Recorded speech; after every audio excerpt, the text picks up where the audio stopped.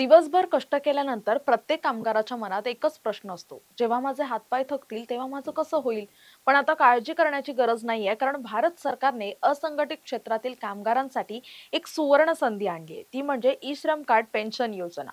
ही योजना नक्की काय आहे पाहूयात. नमस्कार, मी इंदिरा आणि तुम्ही पाहताय टॉप न्यूज मराठी. ही योजना खास करून रोजंदारीवर काम करणारे मजूर, रिक्षा चालक, रस्त्यावरील विक्रेते आणि बांधकाम कामगारांसाठी आहे. या योजनेचा मुख्य उद्देश तुम्हाला वृद्धापकाळात आर्थिक सुरक्षा देणं हा आहे.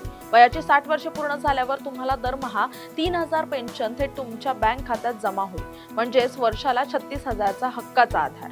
आता पाहूयात यासाठी कोण पात्र आहे. तुमचं वय 18 ते 40 वर्षाच्या दरम्यान असावं. तुमचं मासिक उत्पन्न 15,000 रुपयांपेक्षा कमी असावं. तुम्ही EPFO, ESIC किंवा NPS चे सभासद नसावं. तुमच्याकडे आधार कार्ड, बँक खातं आणि आधारशी लिंक असलेला मोबाईल नंबर असणं आवश्यक आहे.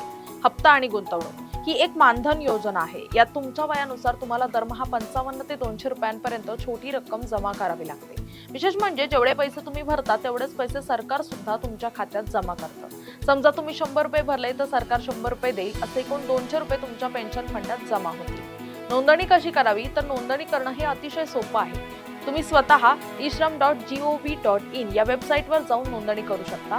जर तुम्हाला ऑनलाईन करणं कठीण वाटत असेल तर तुमच्या जवळच्या CSC म्हणजे सेतू केंद्रात जाऊन तुम्ही नोंदणी करू शकता. नोंदणी झाल्यावर तुम्हाला एक UAN नंबर असलेलं ई श्रम कार्ड मिळेल.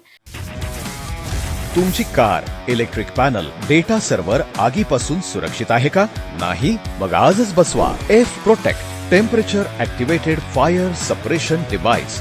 यामध्ये आहे eco friendly non toxic pressurised liquid, जे आग लागल्यास क्षणार्धात ऍक्टिव्हेट होऊन आगीवरती मिळवते नियंत्रण. बसवण्यास अतिशय सोपे आणि सुटसुटीत. टेकालिपचे एक दर्जेदार उत्पादन F Protect.